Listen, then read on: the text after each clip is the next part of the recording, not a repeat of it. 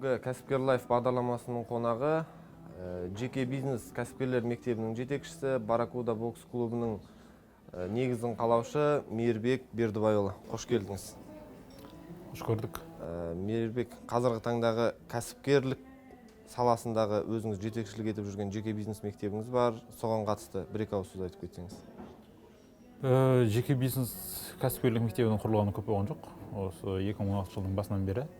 Бірақ қазіргінің өзінде біз 8 сабақтай тегін мастер-класстар өткізіп жатырмыз. Әртүрлі кәсіпкерлерді дайындауға, кәсіп қалай ашуға байланысты, оны қалай дамытуға байланысты 8 сабақ өткіздік тегін мастер-класстар. Соның статистикасына сәйкес 200 адамдай біздің кәсіпкерлік мектебі арқылы өтті. Және осы айдың басынан бастап, наурыздың соңынан бастап 2 айлық курсты аштық. Ол 2 ай бойы кәсіпкерлер дайындау. Ол бекерден бекер туылған идея емес аспаннан. Себебі өзім кәсіп бастағаннан бастап 3 ай емес, 3 жылдан бері әртүрлі кәсіпкерлік мектептерден өттім. Ресейлік, нелер бар. Солардың барлығын келіп, енді қазақша форматта, қазақ тілінде кәсіпкерлер дайындайды. Қазіргі таңда бірнеше кәсіпкерлік мектептер бар. Ресейлік емес, осы қазақстандық өзіміздің. Сіздің мектебіңіз олардан өзгешелігі қандай? Біздің жастарға не бере аласыздар сіздер? Бұл жерде қараңыз, өзгешелігі біріншіден. Мен әртүрлі мектептер зерттей келе, ресейлік болсын, қазақстандық барлығын өттім. Басты бұл жердегі мәселе барлығы сатушылар дайындайды ең бірінші. Өнімге деген, өнімді жақсартуға деген мәселе екінші орында қалып отыр. Барлығы сатуды үйреніп алады да, әр саладан салаға секіріп, бір кәсіп бастамайды, немесе бір табыс таппайды, секіргіш болып кетті. Барлығы жеңіл жол таңдап алды. Ал біздікі ол ең алдымен өнімді дұрыс алып, жақсы сапалы өнім беру арқылы кәсіп ашу. Енді сіз нақты өзіңіз, біз сізді осы бағдарламаға шақырардан бұрын зерттедік. Қазіргі таңдағы өздеріңіздің 9 айда 20 миллионер шығарамыз деген слогандарыңыз бар екен. Ол сол қаншалықты шын? Сіз өзіңіз соған сенесіз бе сол идеяға? Сенем, сенбесем ашпас едім. Сенген екен алдыма қойып отырған мақсатым ол. Сол 20 миллионер дегенде бізге кішкене бір түсіндіріп кетсеңіз қалай сонда? Мен кез келген жобаны ашқан кезде алдыма мақсат қоймасам, өзімді бір басқаша сезінемін. Себебі мақсат қою арқылы ғана бір нәтижеге жетуге болады. Ал мақсатың төмен болса, онда маған қызық болмай қалады. Сондықтан өзіме үлкен мақсат қойып отырмын. 9 айдың ішінде, яғни осы 2016 жылдың соңына дейін қазақ тілді аудитория арасында 20 кәсіпкер дайындау. Және оның ескертетіні, ол кәсіпкерлердің барлығы кемінде айына 1 миллион теңгеден табатын кәсіп болу керек. Енді қазіргі таңда кәсіпкер, бизнесмен деген сөзге қазақи тұрғыда сенім өте аз десек те болады. Неге аз? Енді қазіргі таңда біреуге, ой, мен сені бизнесмен қылам, мен сені кәсіпкер қылам десең, ол дайындау несін айтып жатырсың ғой? Жоқ, ұлттық сананың төменде жатқаны деп ойлаймын. Жәнегі қорқыныштың көптігінен шығар. Қазіргі таңда сіз жәнегі осы кәсіпкер деген сөзбен бір енді шынымен де бір бағы жанып миллионер болған кісілер болмаса, көп деген адамдар кәсіпке деген несі қорқынышы басымдырақ. Соларға мысалға сіз не айтар едіңіз? Бастау қорқынышын сұрағыңыз дұрысын, бастауға қорқады. Бастауға қорқады, одан кейін кәсіпкер қылам деген бір фантазия сияқты оларға. Өтірік сияқты. Өтірік сөз сияқты да, мысалы қазіргі таңда мысалы осы сіздің даже кәсіпкерлік мектеп дайындап жатыр деп мысалға біреуге айтсаңыз, сол 10 адамға айтсаңыз, 10-ның бір екеуі ғана сенеді. Ол біріншіден былай, ол түсінікті нәрсе. Өйткені біздің мемлекет тәуелсіздік алғаннан кейін халық неше түрлі нәрседен көрді. Кезіндегі сетевой маркетинг, MLM деген барлығы халықты шынымен қорқытып тастады. Себебі көп деген бүкіл мемлекет бойынша адамдарымыз таяқ жеді содан.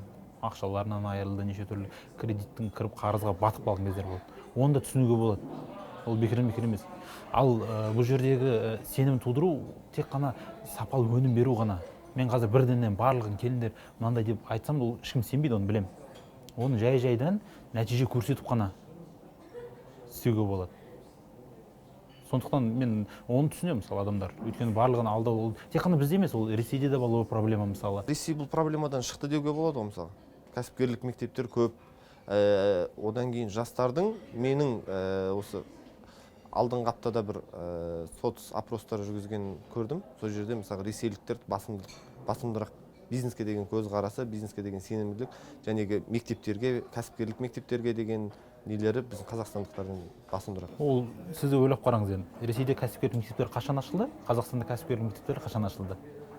Оларда басында осындай неме проблема кезікті ғой. Бірденнен болған жоқ оларда да. Олар да осы этаптан өтті. Жалпы сіздің айтып отқан статистикаңыз менің ойымша дұрыс емес. Өйткені жақында ДМД деген жаңағы бүкіл жаһандық кәсіпкерлік зерттеу орталығы бар. Солардың зерттеуі бойынша Қазақстан СНГ бойынша Қазақстанда кәсіп ашам дегендер бірінші орында екен. Бірінші орында? Иә, Қазақстан бойынша. Ресейден де көп біздікілердікі. Және ең қызығы сол жерде қазақтар көбінесе қалай кәсіп ашуға барады дегендерді, мысалы, не әсер етеді десе, туысқаны, достары ашқаннан кейін барып, көбінесе солардан көріп қана барып, кейін ашады екен. Енді қазіргі таңдағы кәсібін ашам, кәсіпкер болам деп жүрген жастарға не айта аласыз өзіңіз? Не айта аламын?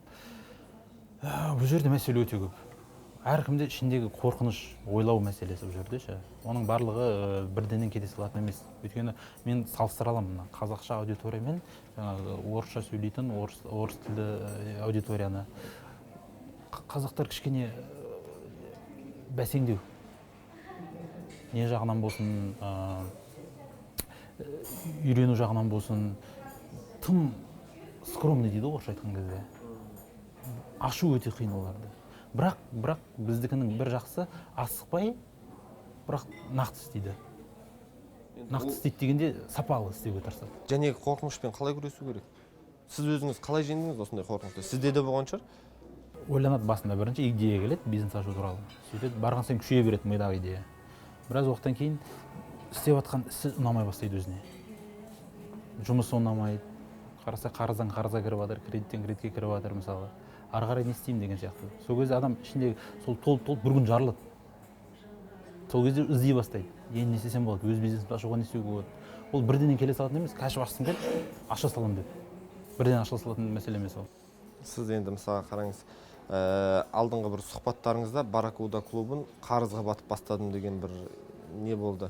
Сол қаншалықты рас? Сол мысалы сізде сол кәсібіңізді қарызға кіріп аштыңыз ба? Әрине, ол шындық ақпарат, бұл айтып отқаныңыз. Себебі бірінші кезде кәсіп ашқан кезде бокс клубты бірінші айлық тіпті жалақы арендадан төлеуге ақша болмады менде. Сөйтіп келісуге тура келді. Айдың соңына шейін жалындым, көндірдім. Айдың соңында ақшасын беремін деп. Бірінші айда уже адам келе бастады ма сізге? Бірінші айдың өзінде адам келді. Енді қазіргі таңда сіз енді уже аяққа тұрған кәсіпкерлердің санатына кіресіз.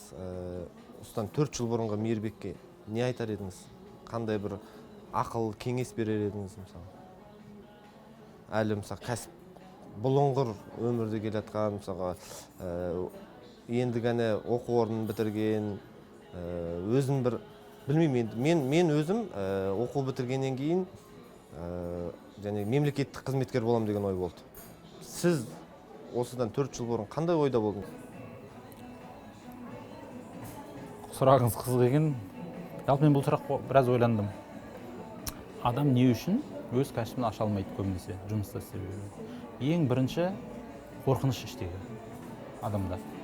Қорқыныш деген өзінің үйреніп қалған ортасын ауыстыруға, басқа эксперимент жасауға қорқады. Ортасын шығып басқа мәселені тексеріп көруге қорқады. Көбінесе не үшін отырады? Ұнамайды істеп жатқан жұмысы. Айлығы да соншалық көп емес. Бірақ барып басқа өмірін өзгертуге қорқады. Содан айырылып қаламын деп қорқады. Ең бірінші сол қорқыныштарға қарамастан ары қарай іздене бер деп кеңес берер едім өзіме егер.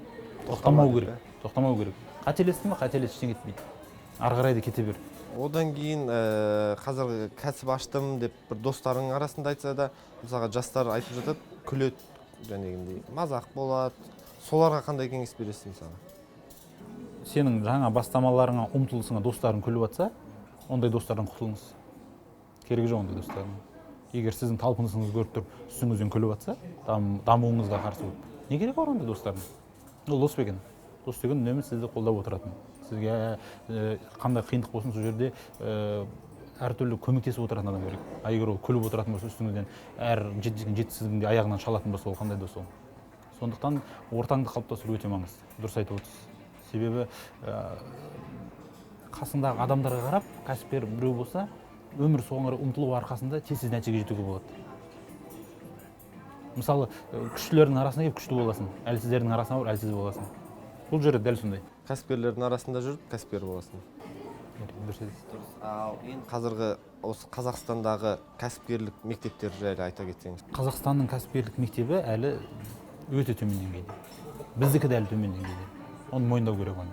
Ол бірден бола салатын емес. Енді ғана туыла салып, олардан үлкен нәрсе күтудің өзі де болмайды олар. Тым асықтырған. Кішкентай баланы тез өс деп оны асықтыра алмайсың ғой. Әрқайсысы өз этапымен болу керек.